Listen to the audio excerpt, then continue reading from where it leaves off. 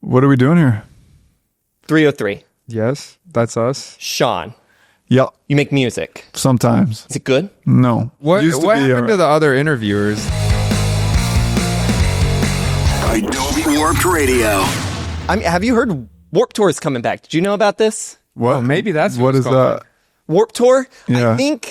I think it's where bands play music and people get really excited about it. I hear it's a good time. That sounds fun. You guys should go. Okay, where is it? Long Beach is one of them. DC's another one. Cool. I think you guys should go to DC though. Yeah. Okay. I hear good stuff's happening. Yeah. Yeah, no, that sounds good. Sounds yeah, fun. I heard the same thing actually. I heard that it's coming back. We just got offered free massages. Like a bad case of pink eye, it's coming back again. But anyways, we are back with another episode of Idobi Warped Radio. We got 303, you absolute legends. Thank you, man. Where's camera? There it Camera is. one, camera That's two? camera one right there. Okay, Camera two right over there. there you go. Hit us with that. So we don't have. So just to make sure here, we don't have single shots of ourselves, but you got us. It's kind of, I do have a, do you want to trade? Do you want me to like lay out on the couch? It's okay. And we'll get like two individual. I don't want pink eye. It's again. going around. It's crazy right man. now. It's absolutely nuts. Everybody in LA is getting pink eye. I know. Pink eye epidemic. Would it be an epidemic or a pandemic? It wouldn't be a pandemic, would it? No. It would be a. It's an epidemic. It would be an epidemic. Yeah. I'm really smart. Yeah, you By the way. are. You got a lot of brain. We're just three guys in beanies over Three here. guys in. Oh my gosh. Is that our new podcast? It's nice. I like Should that. have worn a more light blue jacket to try to mix in with y'all. It's all right. It's still blue. It's still blue. So I want to talk about you guys. This is going to be your 7th year going to Warped Tour, if I'm remembering correctly. You started back in 2008. I also have 2009, 2011, 2013, 2016, 2018, 2025. Am I missing one? We did one show, 2007, Denver. You did one show in 2007 Denver, Warped Tour. Yes. See, that's why I got to ask. So we got 8. 8. So this is going to be. Yeah. We've done 8. 8 summers in and out. I mean, that's more information than I am privy to. We've done but three full. Yeah, man, that sounds right. I know, it's crazy to even keep track of. And so I just wanted to know, you played your first run back in now 2007 is what I'm hearing. Yeah. What does it feel like to return for the 30th year anniversary? Because obviously that long time ago, nearly 20 years later, Yeah. what's changed? A lot of Botox, a lot of filler, a lot of work done. butt implants, cheek, ab Yeah. stuff, You got to keep up that image. ab It's stuff, very antibiotics from all the pink eye. What else? We're just pumped full of all sorts of stuff at this point. I mean, you got to maintain that to keep this fresh and young. And also, I think it's funny when we played it in 2007. It did not seem like we were on the early side of Warped Tour at all. I mean, how long? Let's do the math here. No, because when did it start? 8 years before that? That it seems like it was No, around it way started before long that. before that. Yeah. But I guess maybe they're not counting the. They I only think- started counting when we started playing. That's true. I hear that's what happened. Yeah, I mean, it's kind of unreal to think of it sort of being around that long, but yeah, I guess like when we start looking at even the anniversaries of our albums and stuff like that, time gets away from you. That's why you got to get lip filler. We cheek must have filler. spent.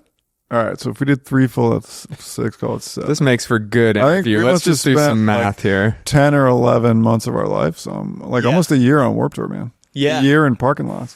And so you Wow. went to college in Boulder, Colorado. Yeah. Correct. And you all met in physics class, if I was reading that correctly. We did, yeah. We knew about each other from local hip hop shows and Yeah. seen each other, but That's a lie. You didn't know who I was at all. no, I saw you battle your brother at the Players Club in the local hip hop battle, and they were like new to me. talking about they should have been aborted and shit with his brother. Oh, damn. It was. I mean, it's when you battle your brother and all you have is like your mama jokes on the brain, like it's not advantageous pretty. to you. Yeah. Yeah. And you were saying you met during an underground kind of like hip hop scene that was. We didn't meet. Colorado? I saw him. And have you ever seen Wayne's World? You know, Oh, like, yeah. when he sees Cassandra up on Yeah, the yeah. stage, and all of a sudden, like her music goes to Foxy or Dreamweaver or whatever. Yeah. and, I think that's That's how- Dreamweaver. like she will be mine. Yeah, that's what I said about you. Oh, okay. That's wow, good. I didn't know any of this. This is really turning me on. This is news to you? I obviously knew who he's 6'8", and he would always stand in front of me at the hip hop shows, and yeah, I was like, okay, that's the guy who makes it so I can't see. Tall people, it's respectful to just kind of go at the back. Yeah, I do that now. But back in the day, man, you wanted to be in the pit. That's true. You wanted your hip hop, man. It was just No, the hip hop going off the whole fucking time. Yeah. Do you know the first year like you guys collaborated and started making music off the top of your head? Yeah, 2000. It probably would have been 2003. 2003. Yeah. And a lot of your early music you upload to Myspace. Well, the early music, we never made it anywhere. never made it anywhere. Never 'cause made it anywhere. We recorded a cover of Peter Frampton in Sean's dorm room, and we used headphones as a mic. Yeah. Remember that? We were geniuses. Because you got a speaker you can just turn around and it can... Right. You know what? Actually, I found this out. My brother we had a digital 8-track that we recorded some stuff on, and he has it. That's sick. So we could unearth some this is stuff that has just been living. We went through a few iterations. We had one... There was a local band called Two Lane Road, and we had a rebuttal called Two Lame Chodes. And we would kind of do sappy That's good. songwriter music. I love how specific. It's like a college band that only really a specific crowd at that college knows of, and we did Two Lame Show. I just love that. We had a band with our buddies called The Weight Room because Gotcha. we were all skinny and not in the weight room. We had two singers. And then our 303 was Trash Can Motherfuckers for a minute, and then we actually the workplace. Say 'em Up, our first kind of like that was 303 song was actually under the moniker called The Workplace, where we were kind of inspired by like Office Space and shit. Like, what if these office workers made like heavy gangster rap? Yeah. When did 303 stick? When was when we had to actually announce it on like a marquee, and we were just like, wait, we can't do Trash Can Motherfuckers. Yeah. And I have the tattoo, like just 3 OH exclamation mark 3, and I was just like, well, let's just do that. And we didn't really think about it too much, to be honest. And that was going to be my question. Was it just one of those things where you're like, yeah, that sounds good? Well, we We'll go knew with we that. wanted it to. There's two things. The hand sign was just like, we were like, this is so like, we got to do this. Like, it's just so amazing. And Yeah. like repping our hometown. And then, it was like the iteration of the tattoo is just kind of like, okay, let's just do that.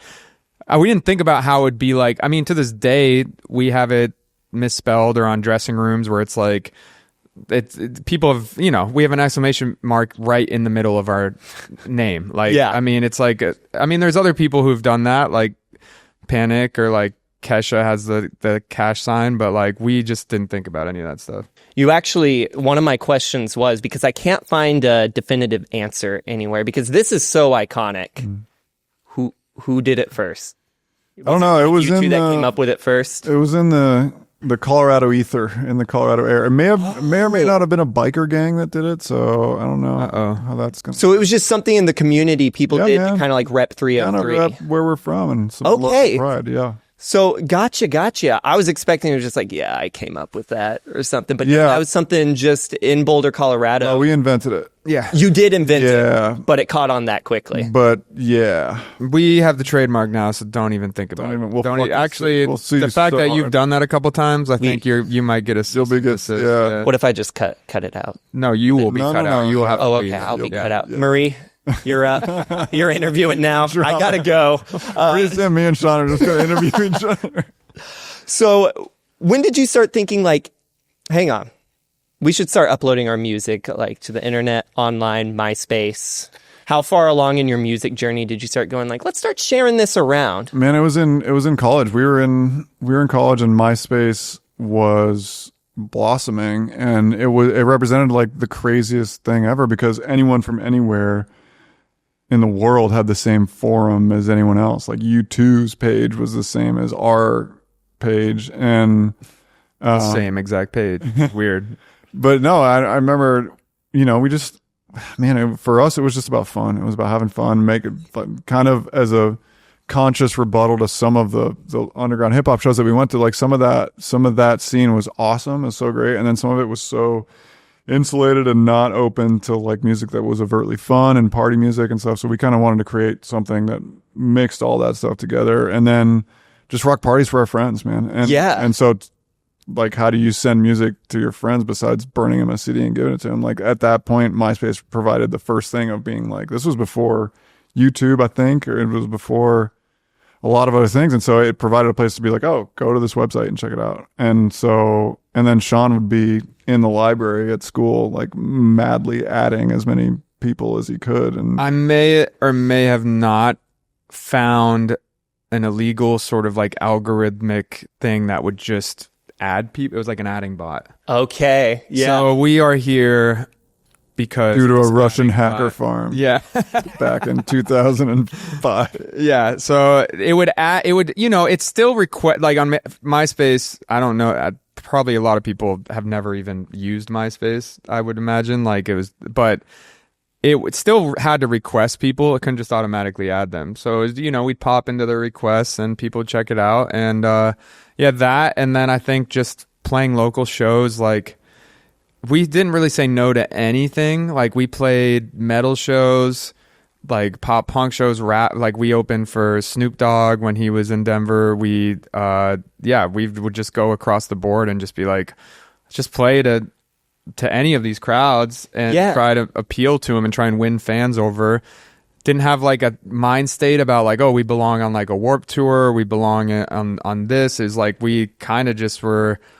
The only place that we knew we belonged was, like Nat said, like rocking a party like in the basement of our friend's house, and that was like the sole place where we're like, okay, everyone here, we're all kind of on board. This is just like, and then like when we took it out, it was just like kind of an experiment to be like, where I don't know, like where do we belong, where can we play, and we just kind of just did it for fun. Yeah.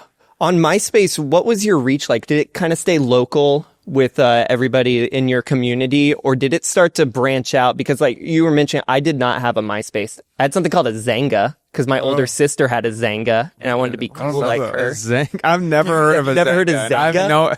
It's literally just another version of MySpace. I literally think Zanga, your parents just told you something. You're like, yeah, you can have a Zanga. You can have a Zanga. Your sister has a Zanga. They literally just created a domain where you and your sister talk to each other. That's cool.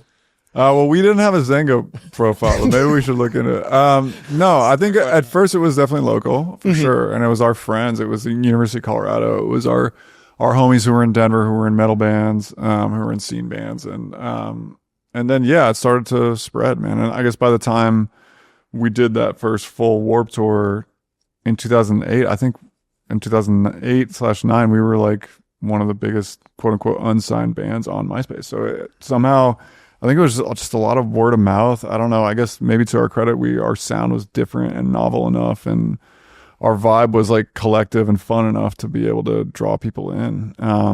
And so, because that first Warped Tour in 2008, that was our first tour of longer than a couple shows, So we'd show up to cities that we'd never been near, and there'd be a ton of people who obviously knew our shit, so they knew it somehow. No, I love that. A lot of your early MySpace work, just internet over time, things come and go, lost media, obviously a thing. Do you have any of those MySpace songs still like safe with you, or have there been songs that have just been lost over time? I mean, most of them actually came out. We put out, and it's still up, our self-released album. I'm trying to think if there was like we did like a remix of Licky Lee. That must exist somewhere. Yeah, but that was for something, right? Or no? I forget. I don't know. Either way, you're right. Stuff gets lost. I don't really think there was too much that we put on with our stuff. We did have like another, I guess that iteration at the time, the Step Down, which was like me, you, and my bro for a second. And there was a couple songs on there that maybe, and we also had like a hip hop, like we just had a couple things. Like he said, Weight Room. We had a couple things, and we would kind of make profiles, but 303 far and away kind of like took off. And the early things, the things that might have gotten lost for 303, like maybe that's good that they did. Yeah. If someone has those, like kudos to you, but like there's stuff that, I feel like it can go to what were you on? Zanga. Zanga. Like Jenga, but Zanga. Yeah. Zanga. I've never heard of Zanga. It's just because Zanga with an X, like really cool. With an X. Whoa. Yeah, Zanga with an X. Is it like a date? It's a dating app. It sounds like a dating app. It was one of those, like, basically, like, you had your board, you would post photos and, like, messages on there. And I literally only made it because my older sister had one. And I thought my older sister was cool. I'm gonna And I see was if it like, I need exists, one. There's actually Zynga 2.0 now. Is all I was finding. That off. Let's go. Because So I remember Friendster was like preceding. The first email address I remember was Juno. Did you ever have a Juno? No, I had the AOL for sure. Yeah. Yahoo. AIM. You say Yahoo like the Canadians. Yahoo. Zanga was a website that hosted web blogs, photo blogs, and social networking profiles. It was operated by Zanga.com and based in New York City. that's it. That's the one. American made babies. Y'all got to get on that. Weblog, photo blog, video blog, Did it host audio music? blog. I don't think so. Okay. I think there might have been ways to like program MP3s into your board if that's what they were called, but I just remember people leaving what are now like statuses about their lives and just posting Right. photos. Okay. Yeah. Back, I do. And Began in 1999. Oh, really? OG. MySpace must have been like 2003. I remember Facebook and MySpace were the same time. Anyways, we're going off onto some other stuff, but the reason when it's like, oh, we were a MySpace band in a sense, it is true. Like, I think this was the first time, like Nat said, preceding like just burning CDs for your friends or like hard copies. Napster. Like, this was the way to reach so many people that you couldn't imagine it. Like, when like he said, we'd show up at a venue in like Virginia Beach or something, and there's people there that have listened to our music, and it's like it was the first forum of that to like skip the gatekeeping of like needing to go through labels or shelf space in record stores, and you could just like be unsigned and just connect with people. So I really love the fact that we utilized it and we're like first and fast on it.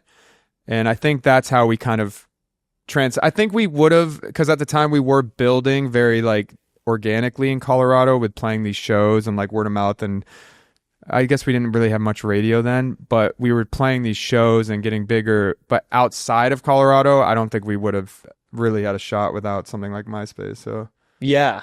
we weren't allowed to leave state lines. What'd you do? he was kicked off Zanga for something they can't mention. That's how they get you. You know, Human Centipede? Yeah. Yeah, that was based on. True story. Nah, Zanga. you can't do that. Zanga. Well, New York City, 1999. Things were a little different. Oh, man. Well, kind of speaking around like old school media. Now, this is going to be a very interesting question because while I was doing research about you guys, you know, when you punch in on Google now, Gemini, its AI software will automatically pop to the top and give you like AI answers. And I was not using AI to research you all. No, feel free. Please do. Do you know what ChatGPT says if you punch in your name? No. I don't either. Okay. No. But on 2 occasions, and so I just want to set the record here, it said 303 is very fond of the movie Space Jam. And the only link I can get, the only source it is quoting that from, is from a Tumblr page. And as you know, it's not a Zanga page? not a Zanga page, but Tumblr is always correct. Okay. So I just want to know, how are we feeling about Space Jam?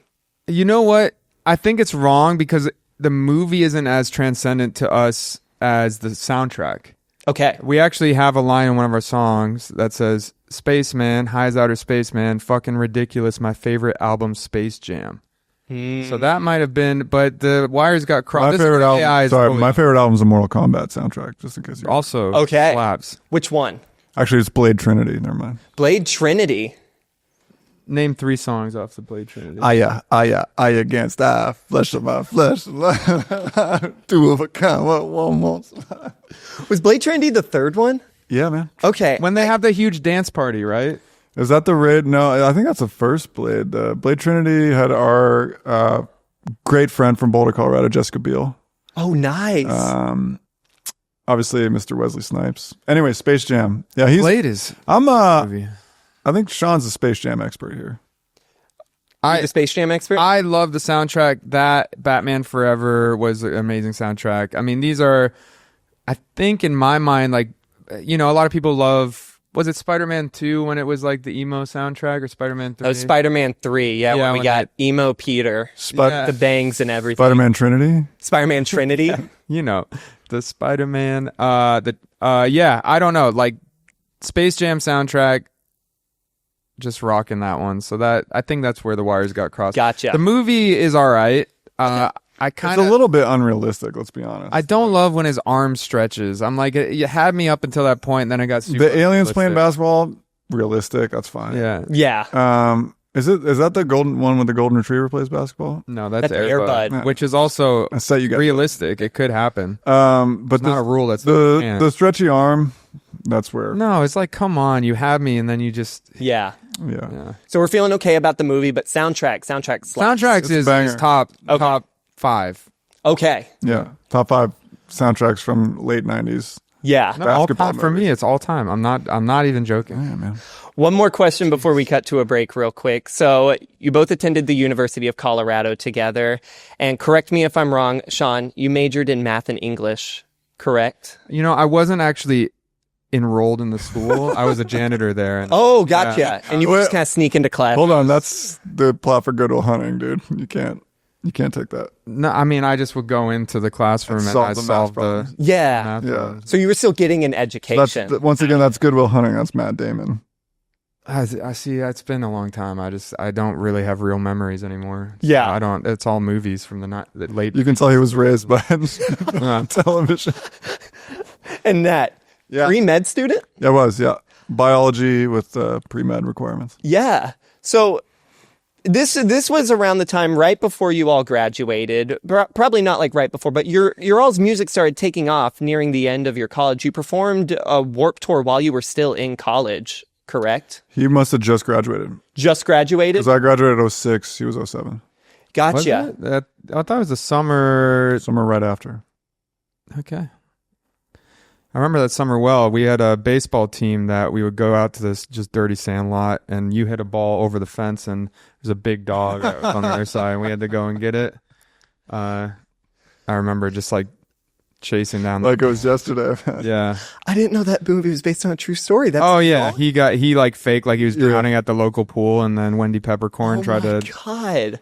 Yeah, man. like It's almost like when the Uwanaki came down, and then the Supreme Being came down, and he had to rescue it from Zorg, and like the black stuff that comes out of his nose, and then like Corbin Dallas and Lilo Dallas multipass, and we experienced all that as well. Yeah.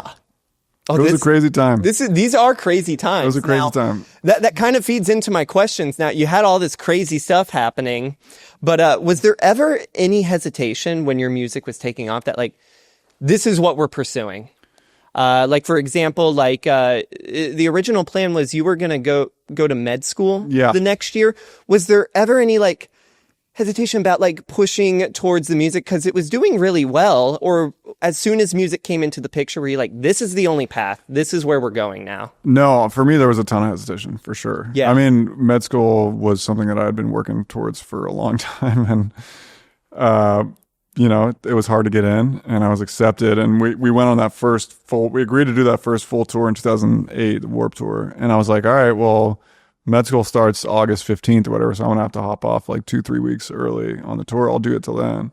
I think our manager at the time was like, yeah, sure, all right, whatever. And, a couple weeks into the tour, like we were saying earlier, like I remember showing up to Houston, and there were like, I don't know, 1,000 people like rocking with us, having the best time. And so, yeah, I think what helped a lot was they were generous enough to give me 4 consecutive years of deferral. So that was like, I had my safety net there. But yeah, I mean, I was also raised in a family. My dad teaches at the university, and so I think scholastically it was kind of encouraged for me to go to a graduate program. But I think also my family and I, like, we just kind of like were able to kind of get a broader view of what we were doing. We were doing it. We were having great, super good fun. We were touring with the best people ever. We were making friends. We were making money. We were not fucking around with drugs and like getting strung out and doing, and kind of and burning the candle too much at both ends. And yeah, so for me, it was kind of a progressive thing. And then finally on that 4th year, I was like, all right, I think this is probably the path that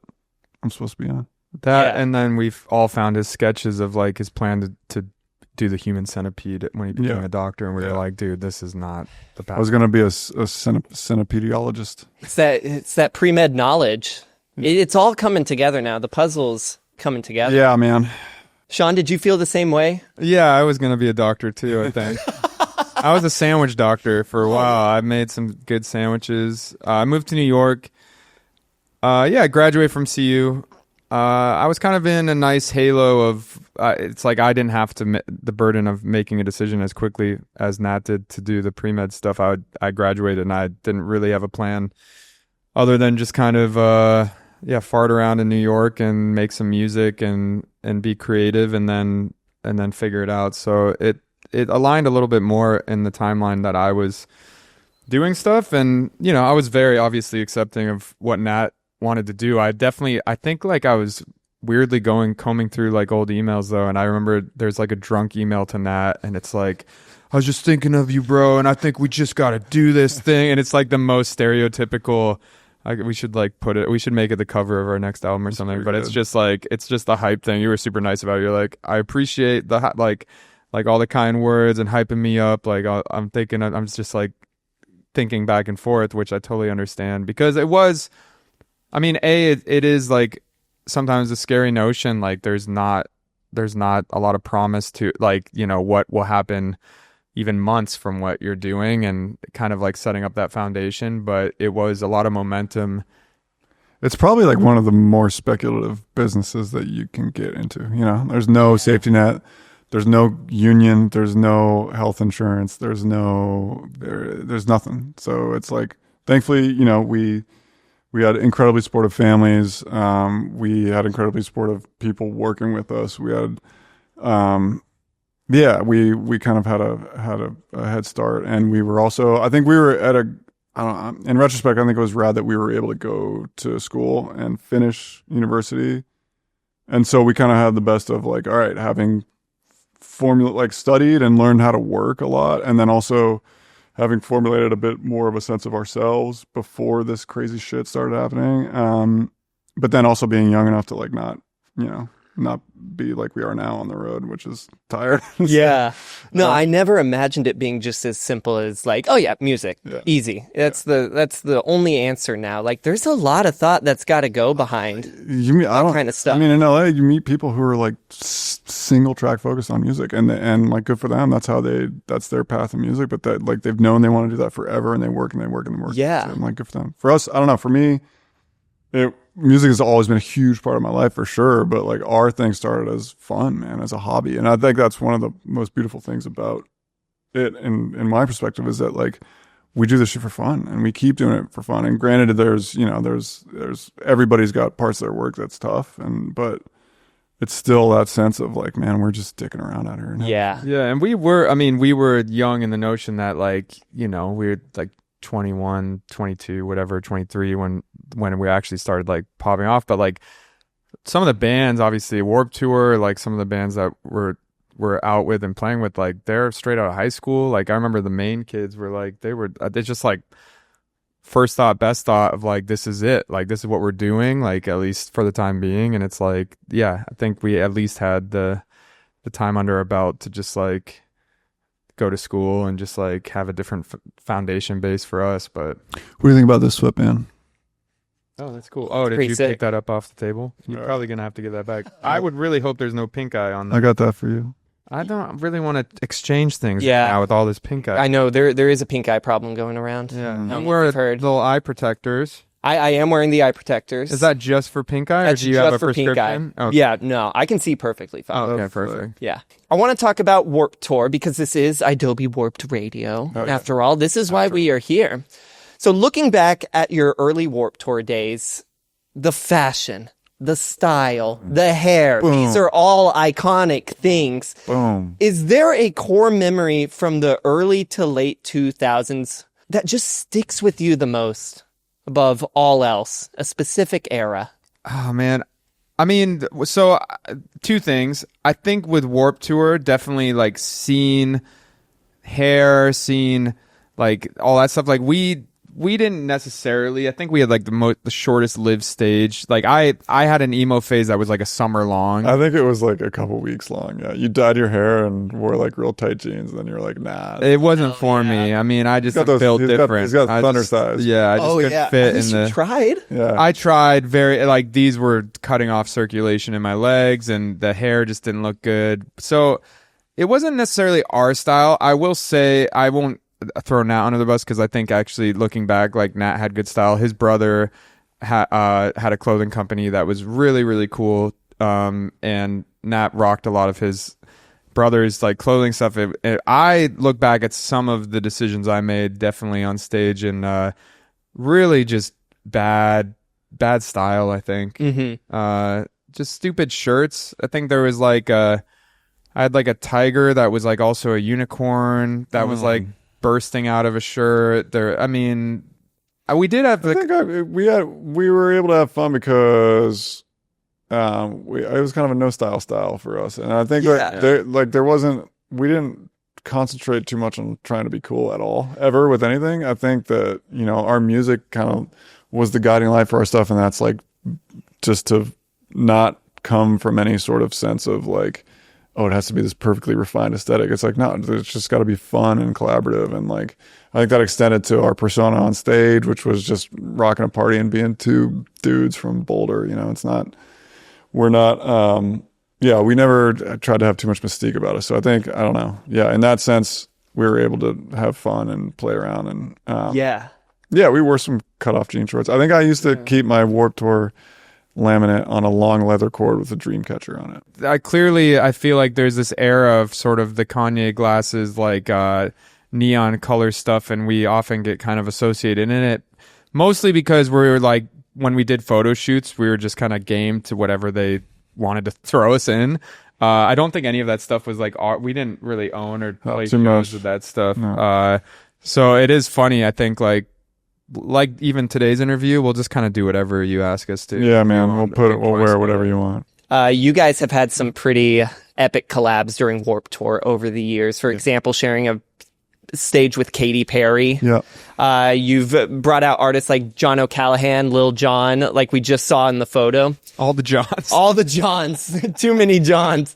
Do you guys just bring Johns onto the stage? Let's make that the question. Just Johns. Which ones are we missing? Do you remember when? The Jono thing was funny because we just and like in retrospect, it's like such a shitty thing for the fans because we like thought it'd be super funny if we just traded places for like the first song of our set. Yeah. And so he came out during our thing and like did our first song as me, and then I came out Shane or Punk Bitch or something. Bitch, yeah. And then I came out and did their first song as him. But no one was duped at all. Like we thought it was funny because we were like, oh, they like someone's gonna tall and skinny and long hair. Yeah, and you dressed like each other. Like I think Jono was like in your gear. I don't know what you wore to look like him. I have no idea. But no one was like duped, and I don't know. I think as a fan, you appreciate that stuff. The one thing I know is like on the last day of most tours, when you're like on a tour with a big bill, like the last show, you kind of do pranks. Mm-hmm. And it's like on stage pranks. Like you like, for example, you like tape the drummer's cymbals and put like baby powder on all the drums, and then they go out there and start playing, and it would like poof up in their face. But like that is a moment where I look back and I'm like, that's so fun for us. What a shitty thing for the fans. And we put salt in their waters. We put that. Yeah, it could have been worse. We just put they were like in their waters. drinking salt water. Yeah, which you pay for now. Yeah.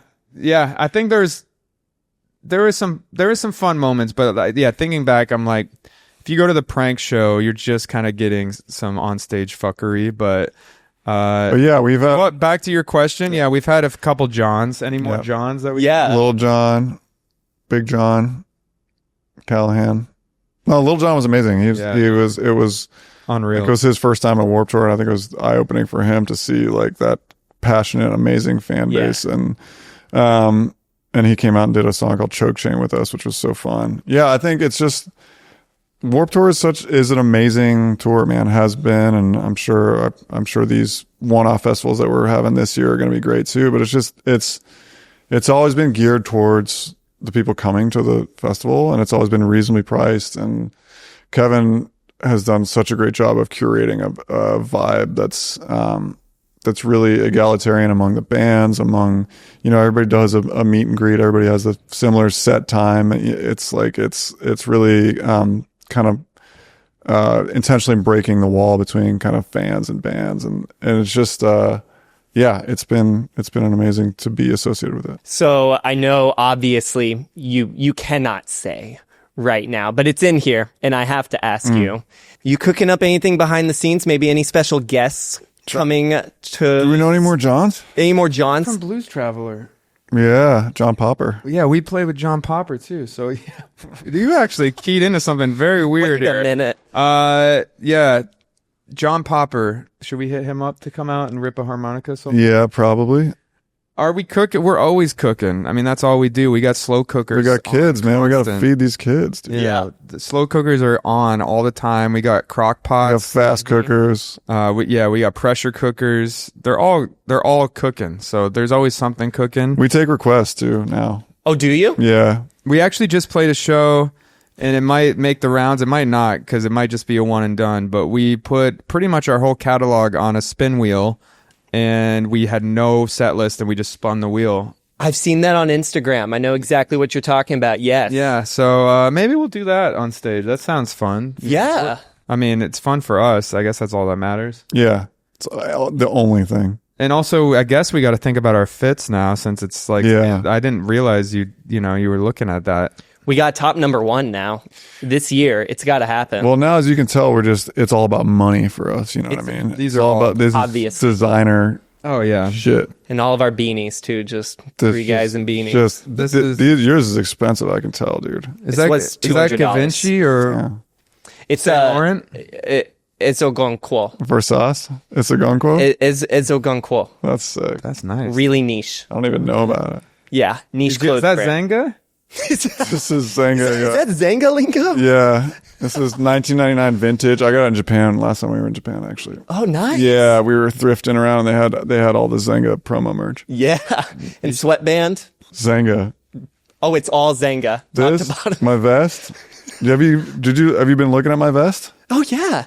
I can't take my eyes off Pretty it. nice, right? That is a pretty sick vest. I'm a dad. You're a dad. Oh, okay. So we got to rock the dad vest. Gotta have pockets. Gotta have pockets. You can never have too many pockets now, being a dad.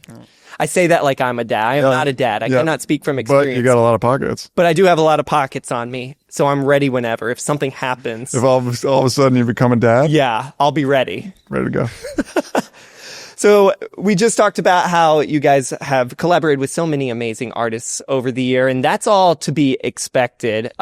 What are the more bizarre or unexpected things that have happened during your run at Warped Tour? I pooped my pants on stage. He did. You actually? Yeah, the only time I think it's the only time I've ever done that. No, you did it while you were snowboarding. Well, on stage. Okay. I mean, we've all pooped our pants, We have all pooped our pants. right? Yeah. Okay. Well, I just don't want to feel like I'm just crazy, but Uh-huh. yeah, on stage. Last song, Don't Trust Me. Here's the thing about Warped Tour, and it is cool. It is cool that Kevin does this. It's cool that you did this, Kevin. You never get your set time because That's right. You just get it in the morning because they don't want fans to like anticipate, and show up later. They want the other bands to be seen, whatever. So I went ahead and just housed the brunch, the catering. Well, you had been vegetarian and you Oh, that's just right. quit, I think. Yeah, I thought I was. started eating meat. Yeah, I did. So that's another question. Let's get that out on record. Everyone's like, "Oh, don't trust me." Tell your boyfriend he says you got beef. I'm a vegetarian. I was, but that moment serve me right. I broke veg and needed that extra protein. I guess I didn't need that extra protein, and yeah, I kind of just had a little Early accident morning on stage. set after Sunday brunch, right? Yeah, Sunday brunch. We're immediately on stage. So we reported to stage. Thought I could just tough it out. Couldn't. And immediately after we got off stage, just went to the many porta potties and just tossed the undies. Do you want to know more? You can. How Okay. much are you willing to share? Okay, well, Everything. that was unexpected. I don't know why that was the first thing that came to mind. Maybe because it's like the most traumatic. I remember in a It's weird way. personal. Yeah. Was the breakfast good at least? You know what? We look forward to the brunch. It only happens on Sundays. Sundays. So, Okay. So this happened to be a Sunday, a fateful Sunday. Mm-hmm. So I think the catering's always. I mean, I think that's one of the things. It's just like you only get really one option because you're out in these parking lots. This was like precedes kind of Uber Eats, so no one's ordering food in or anything. So you just kind of, the food's great. It also, I'm sure we have Stockholm syndrome a little bit in the sense that we're just happy to go and eat food that's been made for us with care. And I think everyone on the whole tour just appreciates it. So, and you get that French toast, you get that, what else was there? It's some hash, Some bacon.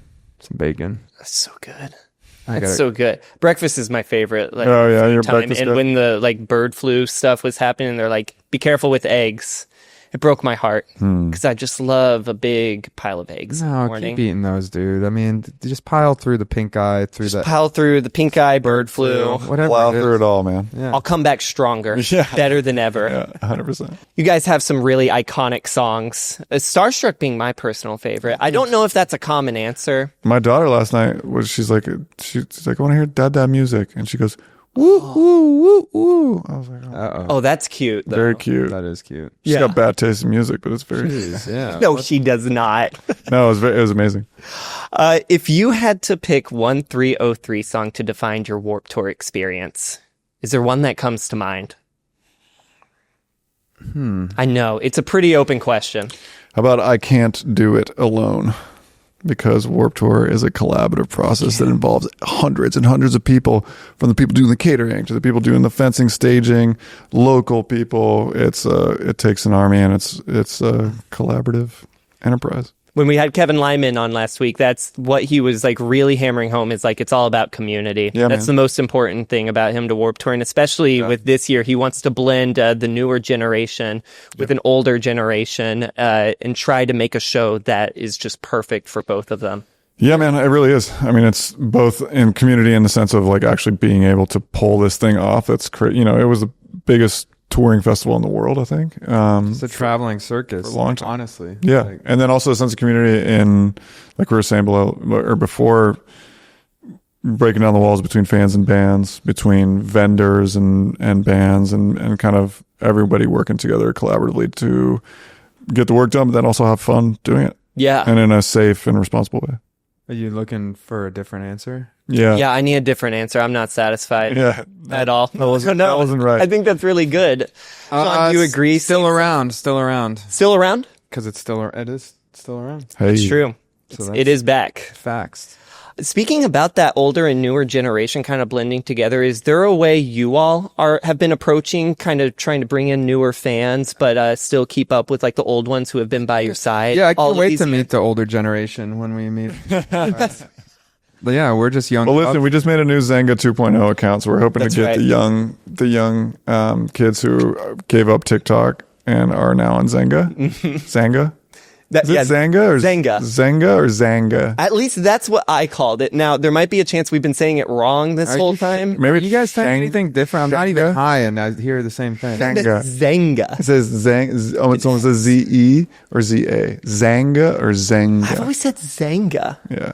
From the Midwest? This is probably a part of the interview that zero people care about. Am I right? They don't. How They many care. people are on it? Do you know? On Zanga? I couldn't tell you. How are we trying to connect old generations, new generations? I think for us, it's just about, like we said earlier, just keeping our focus on creating a fun atmosphere for everybody. And that's always been, for us, it's been the same, whether you're a parent bringing your kid to our show because your kid loves our shit, like we're going to make it fun for you too. And we're going to try our best for you, or vice versa.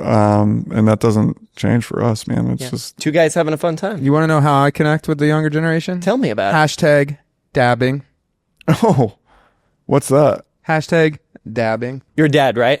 I'm a dab. You're Dab. Fine. We'll have it your way. We can cut all that out. We keep it in. We don't cut anything. We never cut anything. These are the rules. Have it your way. You rule. What is it? What does it say?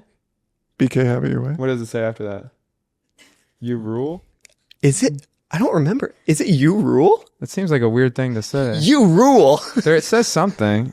All right. Oh, I know. It goes, BK, have it your way. And then it goes, ba-da-da-da-da, I'm loving it. And it goes, Zenga. Yeah, they're going to hate me. Yeah. After this, the overseers Yeah, right. guy, I'm in so much trouble with them. It's our fault, too. I won't give you all the... We won't pile it all. No, but I love this. This is what I wanted it You're to the be. front of the human centipede in this, but we're still part of it. Yeah, but this is why they don't let you interview anybody. I know. Only in case, it's like a break glass in case of They went emergency. first and last time. Good job. Carry on. I want to give permission for you all to toot your own horns for a second. man. Because I feel like there's... Don't let Nat toot his own horn anymore. No, I want to hear it. I want to hear you all brag about yourselves for a second. Where do you all think you fit in Warped Tour's legacy? Man, there have been a lot of great bands on Warped Tour. People forget. Like, Yeah. a lot of the band, like, even, like, honestly, like, you forget, like, Black Eyed Peas, like, Eminem was on Warped Tour. Yeah, Like, I mean, but then all the, the punk rock Paramours and Mike Hems, everything. Yeah. I don't know. I mean, I think, probably last. yeah, probably if it was like a 1 to 5 situation, like 6. Hey, I mean, having 8 years at Warped Tour, you can't be last. I mean, it's more of a Kevin felt sorry for us thing. Oh, gotcha. Yeah. More pity, like, come along. Yeah. We're somewhere in They there. actually paid to play. Oh, you have to pay Kevin to Yeah. come play in Warped Tour. Yeah. Got it. Yeah. You know what is cool though is and this is Kevin, this is cool. Thank you for this, Kevin. It's always kind of alphabetical, right? On the Yeah, but sometimes we flip flop between being first and last. Because I remember on the old iTunes, we used to be first. And then they put numbers last. Have they swapped numbers to bottom? I think so. not on I just looked at the lineup sheets. We're front and center. 311 though is on one. Is that before us or after? Oh, Well, it would be before because that's 2 numbers. And then we have 1 number and then a letter. I Well, think that's right. all right. Atmosphere's on. Did you see that? I did. Atmosphere is one of our that's grew up listening to Atmosphere, Yeah. so I'm stoked to see them on stage. And 311 will be fun to see. Yep. These are Yeah. Are there any artists you're specifically looking forward, like on top of 311, to go and watch during Warped Tour? Atmosphere. Atmosphere, 311. 311. all the front parts of all the very top. Just if they're on the same line as us, we catch a glimpse of their name and we're like, That's yeah, it. we'll check them I'll out. be pleasantly surprised when I get there and realize. I'm starting to a lot see of our friends- Chris Isaac, Mark Cohn. Let's see. Sheriff. Steely Dan on this. Steely Dan is doing the Long Beach gig. Oh, sick. Yeah. It will be fun. There's a lot of bands obviously that we're homies with and have done Warped Tours of the past and still have done shows with. So yeah, it'll be a reunion of sorts. I think there are some younger bands that will be fun and interesting to see, and hopefully blow my mind. Yeah, Well, we have our outfits. that's true. We got one for both of you. I don't know if I could wear that on stage. You were in the blue, I was in the red. Maybe we switch it up. Yeah. Yeah, that's true. Got that right there for you. Was this worn by the pink-eyed? As far as I know, those are brand new, but Why is Marie, it so warm? I've accidentally been sitting on it this whole time. Oh, no, I definitely have pink So, This is that where we found the spreader. You're I'm just patient immune. zero. I apologize. I am the source. I think you're immune from your theater days getting so much damn pink. Yeah, I built like a... God. I just realized it was supposed to be laying on this chair the whole time, and then I just realized it slipped. And I've been sitting on it. I thought it was like on a light or something. Man. No, it's Oh, that would have been a good hot, answer. dude. I should have lied. Yeah, you should just lie, man. I know. Actually, like, I want to talk about your all's legacy because I think you are some of the most influential artists of our time. Like, truly, just some standout music. Thank you. And everybody was telling me I shouldn't say this, but I don't think it's a negative thing to say. But like, your guys' music was the shit when I was in middle school. We've heard that a lot, yeah. And it's I don't view that as a negative thing, and I hope you all don't. No, our favorite music, I think, to this day is the stuff that we listen to in middle school and high schools. Yeah. It was like school dances, like high school, and they're like, you're gonna make them upset by saying that. And it's like, I don't know. Like, it's hard to make us upset, man. We have kids, man. World now. No, thank you. Yeah, no, yeah, it's funny because I think there might be artists who take offense to that, but we don't really. We try not to really have too much ego about when or how or why people are listening to our shit. The fact that they're listening or have listened or liked or whatever is just amazing. And I will say it's better that way because there's stuff that I like maybe 2 years ago. Like my Spotify will be like, you played this so much 2 years ago, and I don't listen to that anymore. But all the stuff that was, like super heavy rotation for me, middle school, high school, I keep returning to, and I would go see live. So like those, I'm happy to be part of that, of people's enjoyment of music. Like you said, any time in the journey, but I know like around that time, it's super formidable. So yeah, right? No, that was right. That is the correct answer. Okay. But being just reading the cue card or whatever it says. No, I know, and there was a typo on there. For that, I apologize. It was formative. That's why I saw both of your looks. I was like, I used the wrong formative. Can you fix that on the cue card? And let's try that again. Can we get a? Can we fire? Thank you. Can we fire that person? I'm sorry? Can we fire that person? Marie, you're out. I'm sorry. Oh, okay. You got to go. But being successful artists like yourselves, I feel like it's just a part of what bundles in there is you got to go do press, you got to go do interviews, you got to do what you're doing right now and deal with me and all that fun stuff. Well, an example I'm quite fond of, and I don't know if this was press related or if you all just went like, I want to do that.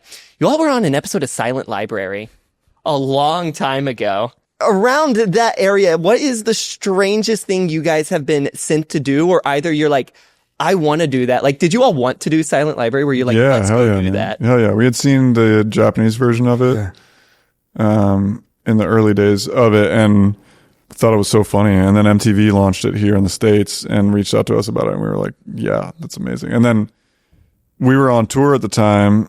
And I think there were 6 spots on the show. And so Sean and then I think we like raffled the rest of it to our buddies because they all wanted to be on too. Is fish sauce a real thing? Yeah, that was actually really disgusting. So gross. That and the belly button licking for me was. And then Benny, our buddy Benny, like got a gnarly concussion from an exploding. It could have been a lot worse. Yeah, so that he got like stuffing up into his brain basically. Yeah, that thing so in part of Silent Library, which also to explain it, it's like you're in this library, it's supposed to be super quiet, and you do these challenges that are just like jackass type challenges.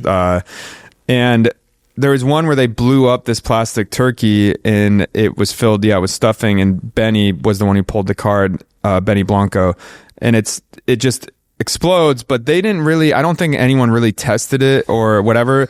It blew up super big and became basically like a bomb. And if there would have been any extra element of a projectile, it probably would have went through his dome. Like he got concussed. He was like for a couple weeks he was like sniffing out like pieces of stuffing. Holy shit. Yeah, so it what was. Did you get? You got breakfast thrown at you? I had a couple. I got punched in the balls by like the elliptic. That was okay. You don't have any feeling down there anyways, right? No, it's long gone.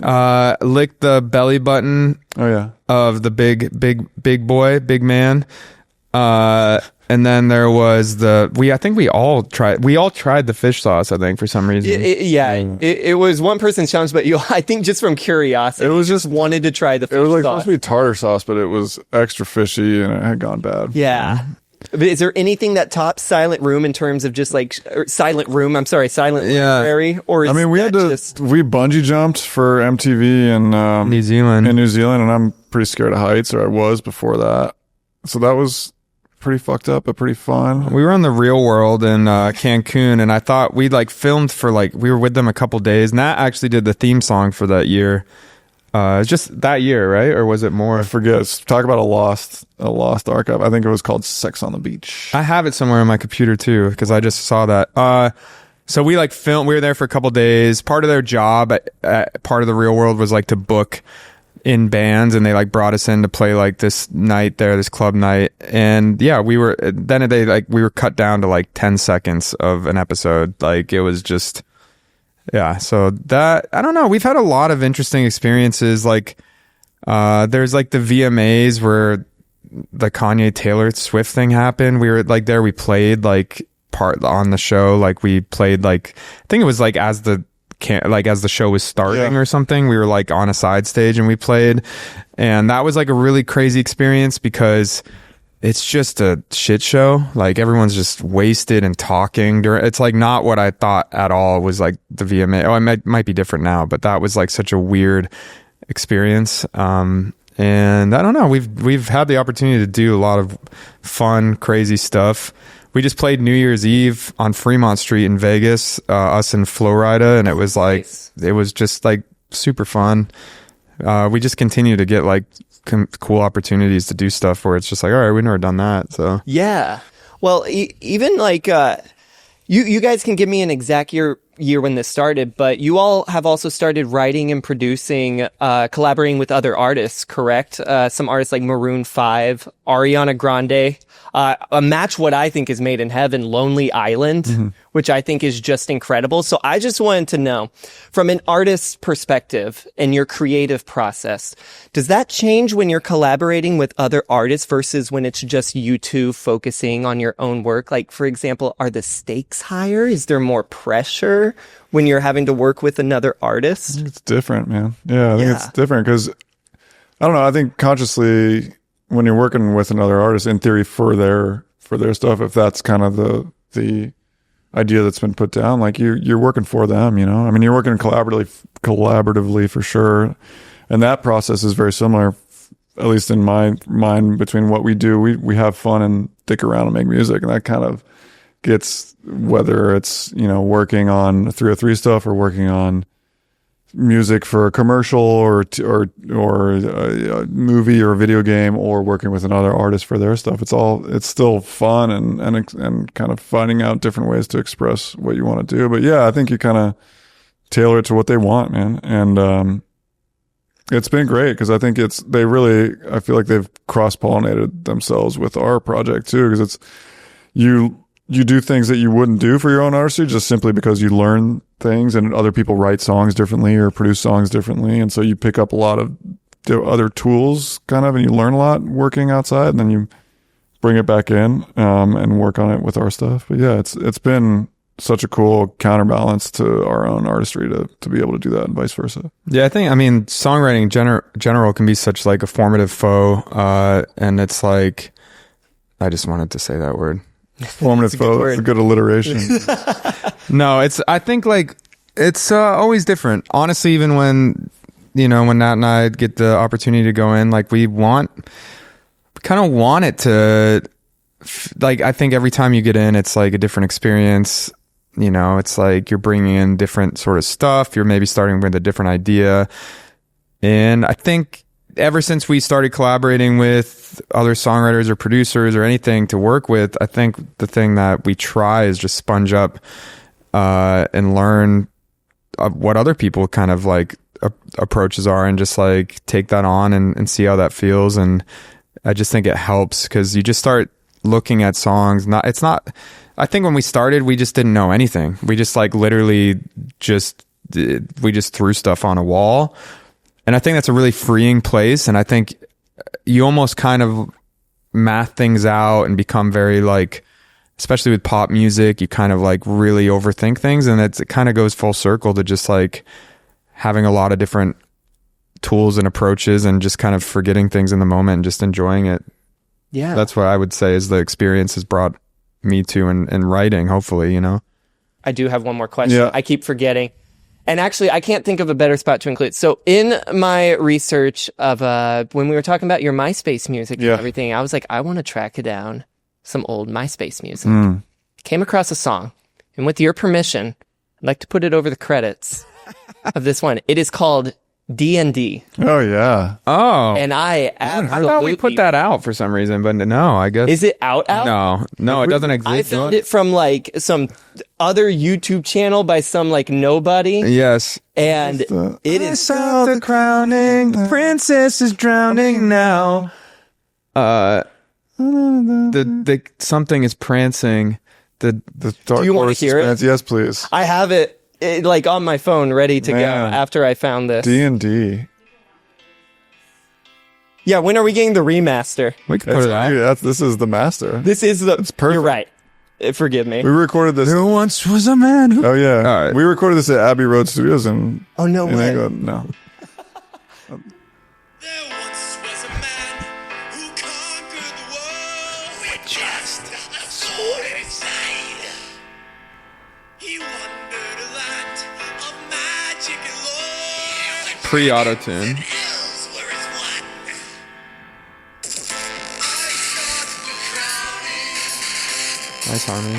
This is drowning now. King Lear is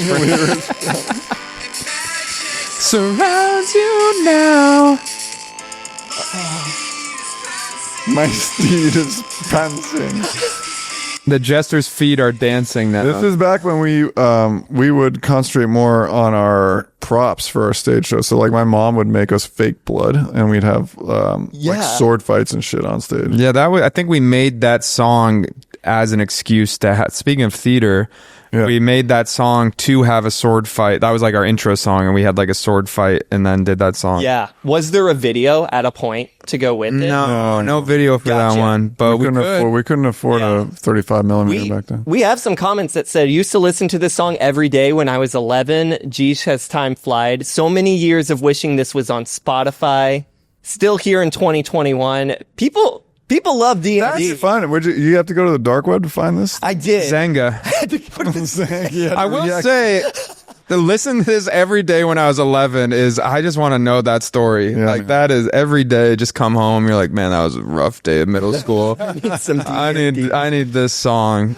I'm so glad that could bring some people joy, and thank you for unearthing that. Yeah. That is a great one. Absolutely. A thrill. We forgot about that. We should have put that on the spinning wheel. Maybe at Warped Tour. You know, let's just play that only at Warped Tour over and over. We had a couple songs like that. We had the Key to the City. Key to the City. What else? We've written songs along the way that we haven't released that are sort of fan favorites. Sauce Daddy. Sauce Daddy we did on a cruise, and it's a lot of fan favorites, and we'll never put that one out. Refuse to put it out. But it's yeah. No, I love that. Peyton, it's been a pleasure to be here. Yeah, absolutely. Thank you for having us. Thanks for stepping in. Thanks for the unitar. The A-team couldn't have done better. You got your shot and you crushed it. Thank you. There's First interview. Never look try. back. Those guys are gone. Yeah, they're gone. Gone. They're gone. They have pink eye and it's fatal. Yeah. So like it's unfortunate. Thanks for having us. Absolutely. Thanks for making great videos of us in Simple Plan. Yeah. Thanks for thanking us. Thank you for thanking me of thanking you. Where can people check you out? You still on all the We're on Zanga.com, Zanga.com/30H. Farmers only. FarmersOnly.com. We got a big presence on Farmers Only. I walked into it. Idobi Warped Radio.